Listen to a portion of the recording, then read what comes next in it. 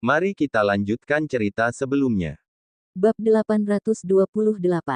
Setelah melihat kedatangan kakaknya, Olivia dengan segera meletakkan peralatan makannya, hendak menghampiri sang kakak.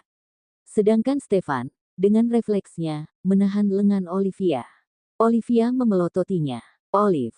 Odelina dengan cepat melangkah ke arah Olivia, kemudian memeluk adiknya erat. Olive, kalau pengin nangis, nangis saja. Ada kakak. Kak, emosi yang sejak tadi dibendung oleh Olivia, akhirnya tumpah di pelukan kakaknya. Stefan yang berdiri tak jauh dari saja merasa sangat sakit saat melihat sang istri menangis sesegukan. Apa daya, Stefan tak bisa melakukan apapun. Karena, tangisan Olivia, disebabkan oleh dirinya sendiri. Setelah 10 menit, Olivia dan kakaknya duduk bersama. Di depan mereka, Stefan duduk sendiri. Stefan, kedatanganku ke sini adalah untuk menjemput Olivia, ujar Odelina terus terang. Wajah Stefan tegang, kemudian berkata dengan suara beratnya, Kak, di sini rumah Olive, kami adalah suami istri. Di mana aku tinggal, maka di sanalah rumahnya. Odelina memperbaiki kalimatnya, aku menjemput Olive untuk pulang ke rumahku. Menginap beberapa hari. Kak, kakak dan Russell pindah tinggal ke sini saja. Odelina terdiam sejenak, kemudian berkata, apa maksud kamu, Stefan? Kamu nggak mau Olive pergi dari villa ini. Apa kamu pikir dengan begini kamu akan bisa terus mempertahankan Olivia? Kamu justru membuat hubungan kalian semakin panas. Kalau Olive pergi, dia nggak akan pernah kembali. Aku nggak bisa biarin Olivia menghilang dari pandanganku, ujar Stefan. Kamu, Odelina sangat marah mendengar ucapan Stefan. Kak, sudah nggak usah dengerin dia ngomong lagi. Dia itu cuma ngelakuin hal yang menurut dia benar. Semuanya harus menurut dia, tidak menurut kita. Dia bahkan sedikit pun nggak hormati aku, nggak kasih aku kepercayaan. Olivia justru tidak seberapi-api sebelumnya. Wajahnya datar, hatinya seperti sudah sangat dingin. Kak, mana Russell? Pak Daniel masih di tempat kakak, aku minta tolong Pak Daniel jagain Russell. Bukannya Russell takut sama Pak Daniel. Pas aku datang, Russell tidur. Olivia mengerti, ternyata seperti itu kejadiannya. Kak, aku nggak apa-apa. Kakak pulang dulu saja. Siapa tahu Russell sudah bangun. Dia nggak lihat kakak, malah lihat Pak Daniel, Russell bisa-bisa nangis nanti. Olivia meminta kakaknya untuk pulang. Tapi, Liv. Olivia membujuk kakaknya, Kak, percaya sama aku. Aku akan baik-baik saja. Odelina melihat ke arah Stefan. Stefan sedang melihat dirinya dan Olivia, seakan sekali saja mereka lepas dari pandangan Stefan, maka Odelina dan Olivia bisa akan langsung terbang menghilang. Odelina kemudian melihat kembali wajah adiknya yang nampak seperti sudah benar-benar mati rasa. Odelina menghela napas panjang, kemudian berkata kepada Stefan, Stefan, ayo keluar sebentar. Kita ngobrol berdua. Odelina berdiri, kemudian berjalan keluar diikuti Stefan. Di luar, Odelina berhenti sambil memandangi adiknya yang dulu sering sekali dia nasihati untuk selalu baik pada adik iparnya. Sangat jelas terlihat, setelah Stefan terus terang, dia juga telah lelah lahir batin menghadapi Olivia. Namun, Odelina tidak kasihan pada Stefan. Mereka sudah dewasa. Apapun pilihan yang dibuat, mereka harus siap menanggung segala resikonya. Bab 829. Kak, aku nggak mau kehilangan Olive. Aku nggak mau cerai. Stefan berkata lebih dulu. Kak, aku juga tahu bahwa tindakanku nyembunyiin latar belakangku itu sebuah kebohongan bagi Olive. Olivia nggak sama kayak orang kebanyakan yang jadi seneng banget ketika tahu bahwa aku orang kaya. Aku minta maaf sama Olive. Dia marahi aku, pukuli aku terima kok. Tapi dia nggak boleh tinggalin aku. Aku nggak mau cerai.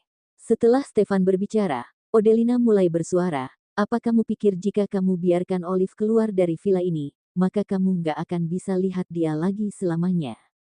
Stefan diam. Dia takut. Takut jika Olivia keluar dari villa, maka dia benar-benar tidak akan bisa melihat Olivia lagi. Stefan, Olivia adalah adik kandungku. Sudah sekian tahun kami hidup bersama-sama, nggak ada orang yang lebih mengerti dia dibanding aku. Dia bukan orang yang ciut dan menghindari masalah. Semarah apapun dia, bahkan sekalipun dia mengajukan cerai, dia nggak akan pernah menghindar. Karena menghindar tidak akan pernah menyelesaikan masalah. Seburuk apapun keadaannya, kita tetap harus menghadapi kenyataan. Kamu bolehin dia menenangkan diri di rumahku, atau kamu nggak bolehin dia keluar dari villa ini, akan tetap sama saja hasilnya. Stefan membisu. Stefan, dulu kakak nggak merasa kamu seegois ini. Namun, kejadian ini membuatku melihat dengan jelas apa yang sebenarnya menjadi watakmu. Coba kamu pikir, mau nggak Olive nerima keegoisan kamu? Jika kamu menggenggam pasir dalam tangan, pasir itu akan semakin banyak keluar ketika kamu menggenggamnya terlalu kuat. Sama dengan sekarang, jika kamu semakin egois, Olivia semakin pengen ninggalin kamu. Hubungan yang kalian bangun selama ini tidak akan kuat menghadapi gejolak seperti ini. Jika sampai perasaan Olive sama kamu hilang karena masalah ini, maka kamu akan benar-benar kehilangan dia. Kamu pasti mau Olivia yang sebenar-benarnya, kan? Atau kamu malah pengin wujud Olive saja? Egoisme, pengekangan, nggak akan menyelesaikan masalah. Setelah Odelina berbicara, dia menarik napas panjang, kamu pikir-pikir dulu, deh. Sana balik ke kamar, kompres mukamu pakai es. Olivia juga nggak kira-kira, deh. Separuh mukamu sampai bengkak begitu. Stefan yang sejak tadi diam, akhirnya angkat bicara, asal tangan Olive nggak sakit, nggak apa-apa. Odelina tak tahu lagi harus berkata apa. Stefan, kamu harus benar-benar paham dulu, apa itu cinta sebenarnya, ujar Odelina sebelum dia kembali masuk ke dalam rumah. Stefan tidak mengikuti Odelina. Dia berdiri diam. Wajah tampannya mengeras. Bibir tipisnya terkatup rapat. Odelina dan Junia menasehati hal yang sama pada Stefan. Menyuruhnya untuk melepaskan Olivia. Mereka bilang bahwa Olivia bukan tipikal orang yang senang menghindari masalah. Namun Stefan tetap tidak berani bertaruh. Olivia mengantarkan kakaknya keluar. Saat melihat Stefan di luar, dia hanya melirik sekilas. Pak Herman dan pembantu yang lain, bahkan para pengawal yang tadinya bersembunyi, semuanya terlihat keluar. Olivia tahu, itu karena mereka takut Olivia akan ikut bersama kakaknya. Sebelum Stefan setuju, Olivia tidak akan bisa keluar. Olivia tidak mencoba pergi bersama kakaknya. Dia berdiri di parkiran, melihat Odelina naik ke dalam mobil. Olivia mendengarkan nasihat kakaknya, kemudian membujuk kakaknya agar tidak mengkhawatirkannya. Odelina tahu bahwa Stefan tidak akan menyakiti Olivia, tapi... Olive, besok kakak kesini lagi, ujar Odelina sembari sedikit menggerakkan setir mobilnya.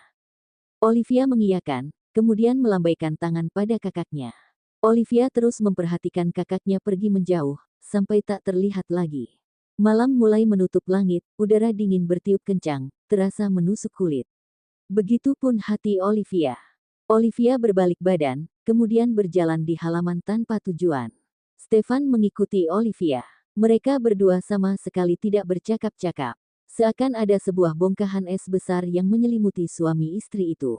Dingin sekali. Aku mau mama. Di kontrakan Odelina, Russell sudah bangun. Karena saat bangun Russell bukan melihat ibunya, malah melihat Daniel, Russell seketika menangis. Daniel hendak menggendong Russell. Bab 830. Russell tidak mau. Dia memaksa turun dari gendongan Daniel lalu mencari ibunya ke seluruh ruangan sambil menangis. Karena dia tidak bisa menemukan ibunya, tangis Russell semakin menjadi-jadi. Russell mau permen. Sudah jangan nangis, ya. Nanti Om Daniel kasih permen. Daniel mencoba membujuk. Aku nggak mau permen, aku mau mama. Om Daniel ajak kamu beli kincir angin, yuk. Mau, nggak? Aku nggak mau kincir angin, aku mau mama. Russell menangis lebih kencang lagi. Daniel tidak bisa membujuknya. Dari dulu Daniel tidak pernah tahu bagaimana cara membujuk anak-anak. Akhirnya, Daniel mengeluarkan ponsel, membuka kuncinya kemudian menyerahkannya kepada Russell sambil berkata, anak baik, jangan nangis, ya. Nih Om Daniel kasih handphone buat nonton kartun, deh. Mau nggak? Russell menampik ponsel itu dengan satu tangannya. Handphone pun nggak mau, ujar Daniel sambil menyibak rambutnya sendiri karena merasa sudah pusing. Bukannya anak zaman sekarang suka banget ya main HP. Russell malah tidak main ponsel. Namun itu memang bagus. Bermain handphone memiliki banyak efek berbahaya, dan memang tidak pantas bagi anak kecil seperti Russell terlalu lama bermain gawai. Saat itulah kemudian terdengar suara pintu terbuka. Daniel buru-buru memasukkan ponsel ke dalam saku celananya. Odelina tidak boleh tahu dirinya menggunakan ponsel untuk membujuk Russell. Odelina masih berada di tangga ketika dia mendengar tangisan Russell. Dia kemudian mempercepat langkahnya menaiki tangga dan buru-buru masuk ke dalam rumah. "Mama," teriak Russell begitu melihat ibunya pulang. Russell berlari ke arah Odelina sambil menangis. Odelina membungkuk, menggendong putranya. Dia mengambil tisu, membantunya menghapus air mata dan ingus Russell yang masih sesegukan. "Russell, Mama sudah pulang, kok. Jangan nangis, ya." Odelina menekan kepala putranya ke bahunya dan menenangkannya dengan suara lembut, "Jangan nangis, sayang. Mama cuma pergi keluar bentar, kok. Mama bukannya nggak mau sama Russell. Kan ada Om Daniel di sini, jadi Russell nggak perlu takut." Bagi Russell, justru dia takut karena Om Daniel ada di sini. Daniel berkata, "Odell, saya nggak bisa bujuk Russell. Russell terbangun dan menangis waktu lihat saya, terus dia langsung nyariin kamu. Saya sudah coba berbagai cara untuk bujuk dia, tapi nggak ada yang berhasil bikin dia berhenti nangis." Daniel tak punya pengalaman mengasuh anak-anak. "Russell memang selalu nangis kalau bangun tidur nggak lihat saya, Pak. Kalau ada Olive, masih lumayan. Tapi selain Olive, nggak ada orang yang bisa nenangin dia kalau dia sudah nangis. Papanya pun nggak bisa. Tentu saja, itu karena Roni sangat sedikit menghabiskan waktu dengan putranya. Jikapun sesekali ada di rumah, biasanya Roni hanya menggoda putranya." Ketika Russell menangis, dia bergegas pergi. Daniel berhenti berbicara saat Odelina menyebut tentang Roni. Odelina kemudian teringat bahwa Yeni pernah membual kepadanya tentang dia dan Roni akan pergi ke Kua untuk mengurus surat nikah di hari Valentine. Menurut Odelina, tingkah Yeni itu adalah hanya karena dia ingin memanas-manasi Odelina. Odelina ingin tertawa. Dia tidak mengerti mengapa Yeni bisa berpikir bahwa dia masih akan tetap mencintai Roni setelah bercerai. Padahal saat ini, bagi Adelina, Roni tidak lebih hanyalah ayah Russell. "Pak Daniel, terima kasih, ya." Meskipun Daniel tidak bisa membujuk Russell, Odelina masih sangat berterima kasih karena dia sudah menemani anaknya sepanjang hari ini. Jika saja Daniel tidak mengoceh tentang betapa sulitnya Stefan selama ini, maka Odelina mungkin akan lebih berterima kasih padanya. Bab 831. "Nggak perlu berterima kasih, aku hanya khawatir kepada Stefan dan istrinya saja." Daniel langsung berkata terus terang, seolah takut bahwa Olivia akan salah paham dengan kebaikannya. "Kamu sudah bertemu dengan mereka, bagaimana keadaannya?" tanya Daniel dengan khawatir. Odelina menghela napas panjang lalu berkata, "Kamu pasti sudah mengenal Stefan cukup lama. Hubungan kalian berdua sebenarnya nggak hanya sebatas rekan bisnis saja, tapi kalian berdua sebenarnya adalah teman baik. Pak Daniel, bahkan kamu membantu Stefan untuk membohongi kami.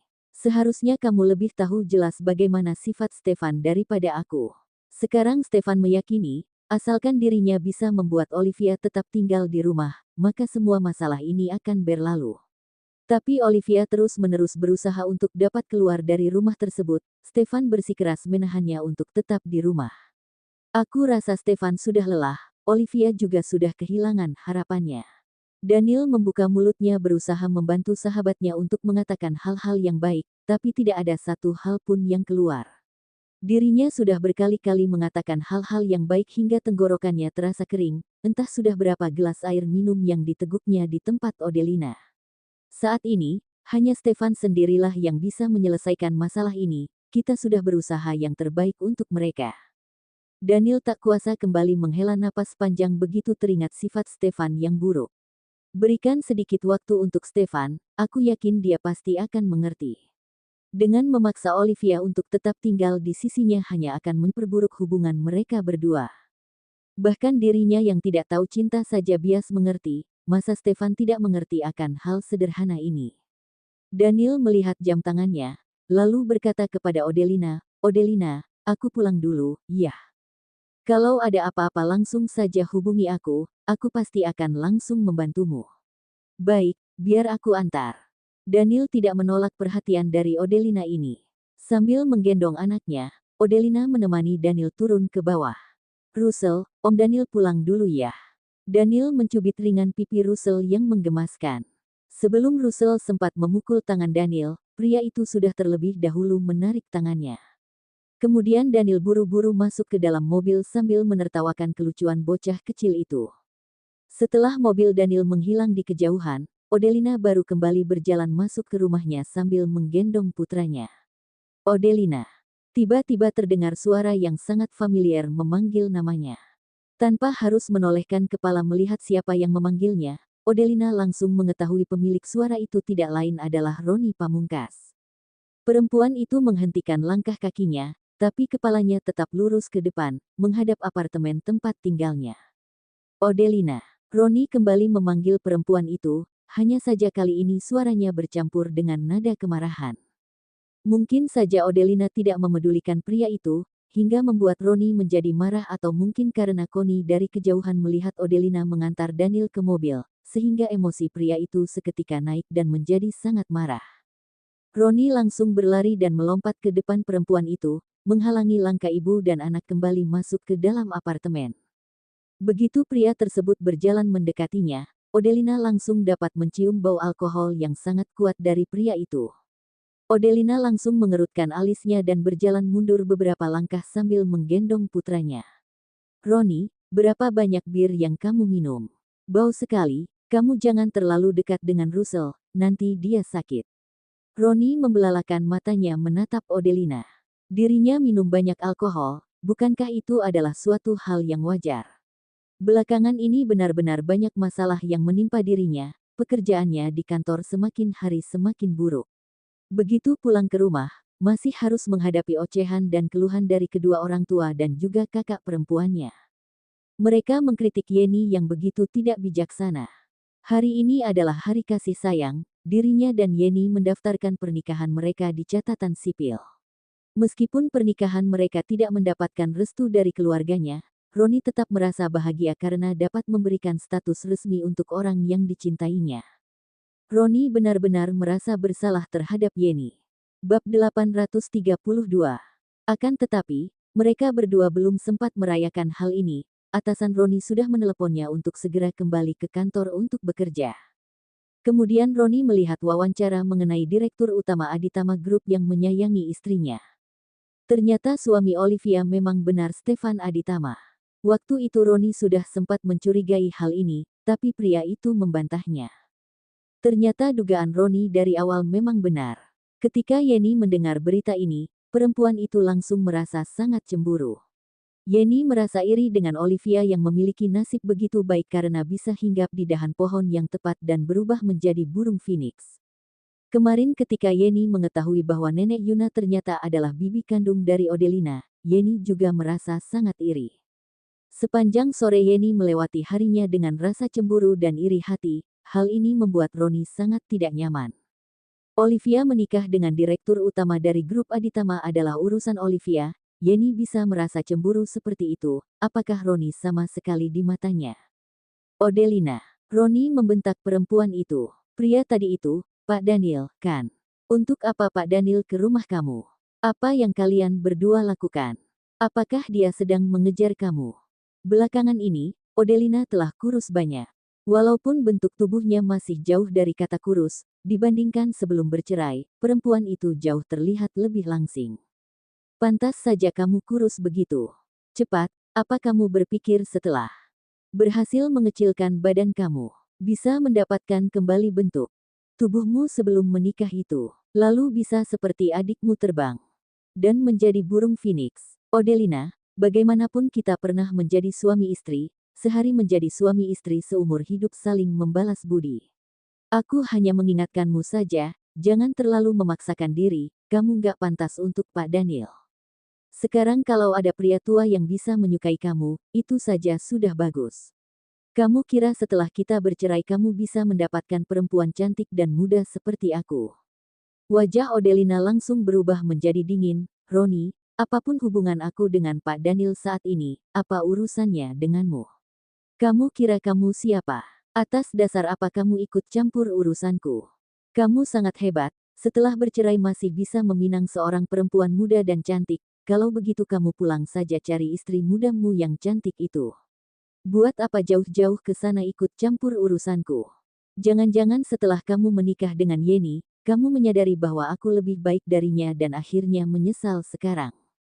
Raut wajah Roni langsung berubah gelap. Cih. Kalau aku menyesal maka aku sama saja dengan anjing. Kamu nggak akan bisa menebak betapa bahagianya hubungan aku yang sekarang dengan Yeni. Aku hanya baik hati untuk mengingatkan kamu saja, jangan sampai orang lain membohongi uang dan badanmu. Uang yang kamu pakai sekarang semuanya dari aku yang memberikannya.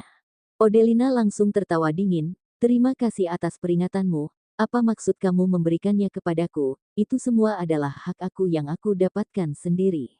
Roni, kalau kamu datang untuk melihat Russell, silakan. Tapi kalau kamu datang hanya untuk mengatur hidupku, silakan pergi. Di antara kita berdua sudah nggak ada hubungan apapun sedikit pun juga. Ucapan Odelina ini langsung membuat wajah Roni merah matang hingga ke telinga. Dirinya sendiri juga tidak mengerti untuk apa dia datang ke sini dan mencari Odelina. Emosi Roni langsung naik begitu saja ketika melihat Daniel berjalan keluar dari tempat tinggal Odelina, sementara Odelina menggendong Russell mengantar pria itu pulang. Apakah suami Olivia benar-benar direktur utama Aditama Group? Tiba-tiba saja Roni mengubah topik pembicaraannya. Odelina langsung bertanya acuh tak acuh, kalau iya memang kenapa? Apa hubungannya sama kamu? Roni tercekat sesaat, setelah terdiam beberapa detik, barulah akhirnya pria itu kembali bersuara.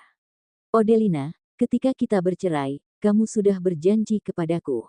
Selama aku membagi harta sesuai dengan yang kamu butuhkan dan juga memberikan hak asuh Russell kepadamu, kamu nggak akan membalas dendam kepadaku. Pekerjaanku saat ini sangat nggak lancar, aku curiga ada orang di balik ini semua yang sengaja melakukannya, apakah ini kamu yang merencanakannya? Odelina langsung berkata dengan tegas, aku sudah berjanji kepadamu, bahwa aku nggak akan membalas dendam apapun kepadamu. Aku selalu menepati janjiku dan nggak pernah menjilat ludahku sendiri, apa yang sudah aku katakan pasti aku lakukan. Pekerjaan kamu nggak lancar itu adalah urusanmu sendiri, aku nggak pernah melakukan hal apapun di belakangmu. Stefan bertanya tidak percaya, bagaimana dengan Olivia? Dia adalah istri dari Stefan Aditama, apapun keinginannya bisa didapatkan dengan mudah. Apabila dia ingin menyusahkan aku hanya sebatas membalikkan telapak tangan saja. Apakah dia yang melakukan hal ini? Apa yang dilakukan oleh Olivia dan suaminya, aku nggak bisa mencampuri. Aku berjanji aku nggak akan balas dendam kepadamu, aku sudah melakukannya dengan baik.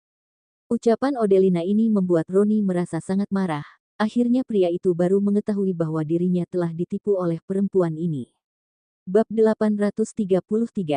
Odelina mendelik dingin kepada mantan suaminya dan berkata, Olivia juga nggak punya waktu mengurusi masalah kamu. Pekerjaan kamu sendiri yang nggak lancar, berarti yang harus dipertanyakan adalah kemampuan kamu sendiri. Jangan apa-apa langsung melempar kesalahan ke orang lain, seharusnya kamu mencari jawabannya dari dirimu sendiri. Adiknya baru sekarang mengetahui status suaminya yang sebenarnya, mana mungkin bisa menggunakan statusnya sebagai istri dari Direktur Utama Aditama Group untuk mencelakai Roni. Kalau bukan Olivia, pasti Stefan. Pasti dia meminta Stefan untuk membalaskan dendammu, agar pekerjaanku dan Yeni menjadi nggak lancar. Sepasang mata Roni penuh dengan kebencian, Roni bukanlah seorang yang bodoh. Semenjak dirinya bercerai dengan Odelina, pekerjaannya langsung mengalami kendala, setiap hari dimarahi oleh atasannya, bahkan bonus bulan ini, sepeser pun dia tidak bisa mendapatkannya, hanya bisa membawa pulang gaji pokoknya saja. Dia dan Yeni sudah tidak dapat lagi tinggal di Wilen. Sekarang semua orang di perusahaan sedang menunggu kapan dirinya akan pergi meninggalkan perusahaan tersebut.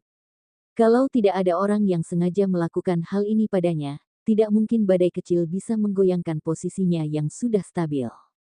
Mungkin saja memang bukan Olivia, karena perempuan itu baru saja mengetahui status Stefan yang sebenarnya.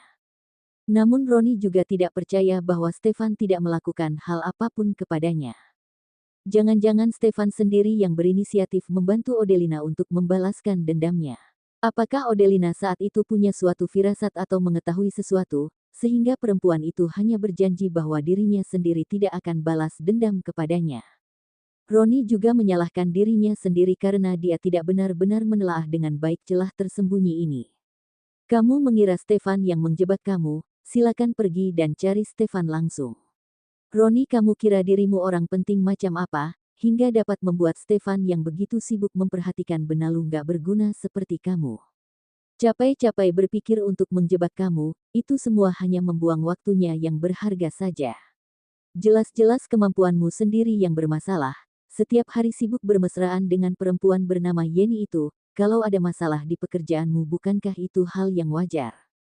Roni mendengus dengan dingin, Stefan adalah bos besar, kalau dia ingin mencelakai aku cukup hanya dengan sebuah telepon, untuk apa dia turun tangan langsung? Suka-suka kamu kalau mau berpikir seperti itu, silakan cari Stefan sendiri kalau berani. Aku bukan Stefan, aku nggak tahu apa-apa.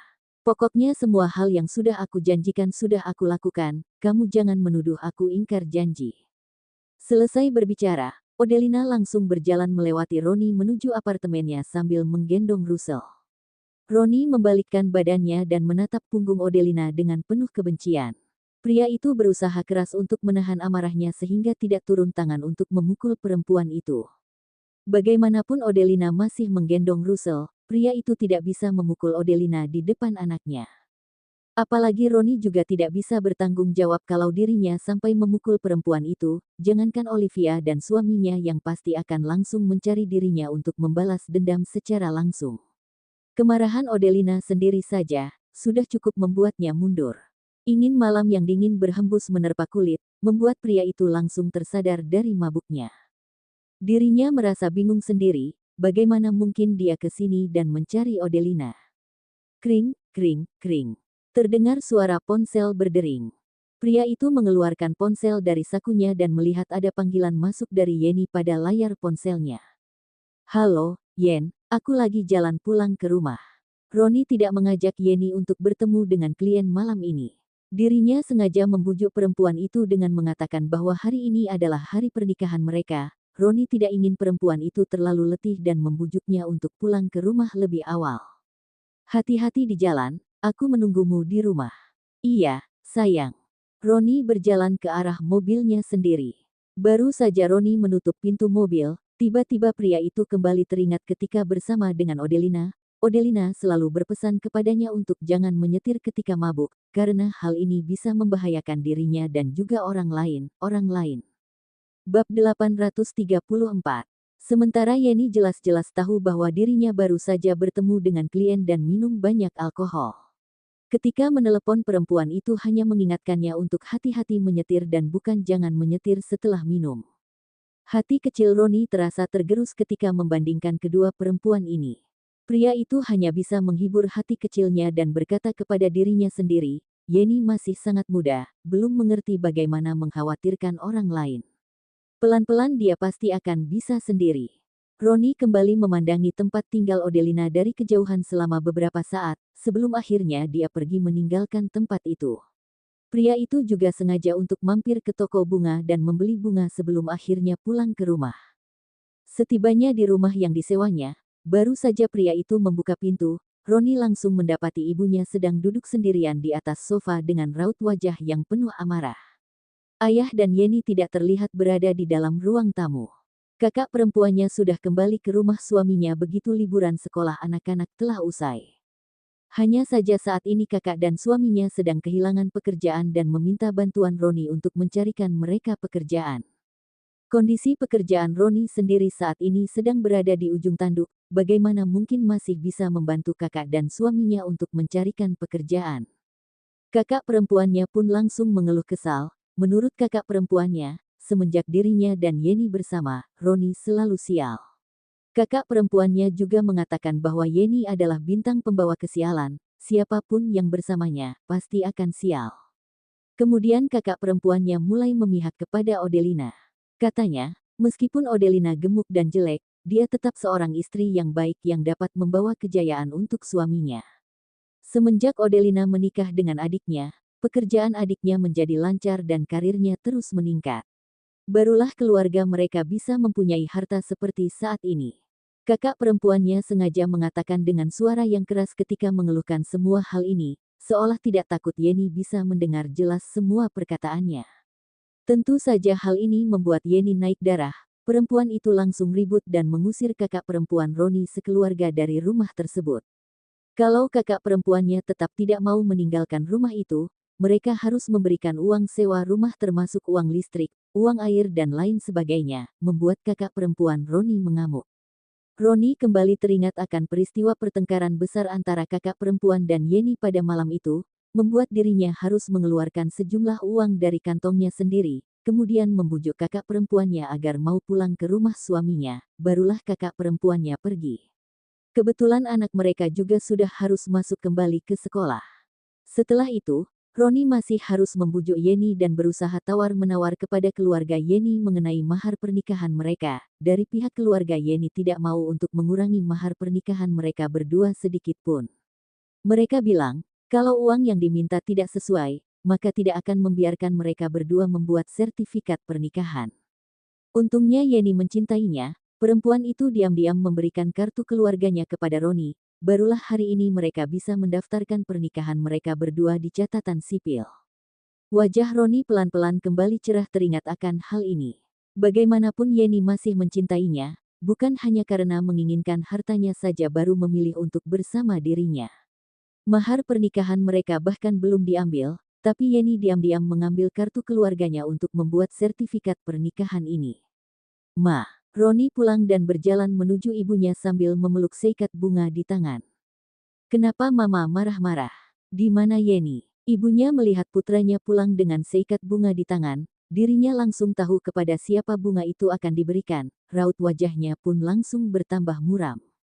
Tiba-tiba saja, Ibu Roni menarik bunga yang sedang dipeluk Roni dan melemparnya keras-keras ke lantai dengan satu tangan. Kemudian perempuan itu menginjak-injak bunga tersebut. Ma, bunga ini mahal. Roni buru-buru mengambil bunga itu dan berusaha menyelamatkannya tapi sayang sekali sudah terlambat. Bunga yang sebelumnya sangat cantik itu, kini telah berubah menjadi hancur di bawah kaki ibunya. Roni, kamu bisa begitu menyayangi bunga ini tapi kenapa nggak bisa menyayangi aku, sebagai mamamu ini? Kamu tahu, aku belum makan sampai sekarang. Istri baru kamu itu, begitu pulang rumah langsung masuk kamar dan sibuk bermain handphone. Aku sudah berkali-kali memanggilnya untuk masak, tapi dia nggak bergerak sedikit pun, apa dia sengaja ingin membuatku mati kelaparan? Roni melihat jam lalu mengerutkan kening dan berkata, Ma, bukannya kamu sendiri biasanya masak? Kemarin pas Mama di rumah kakak, Mama selalu membantu kakak memasak sehari 3 kali. Apalagi umur Mama sekarang juga belum terlalu tua, masih sekitar 50 tahunan. Di kampung kita, orang-orang usia 50 tahun mereka masih harus membajak sawah. Yeni biasanya sudah makan di kantor dulu, baru pulang ke rumah.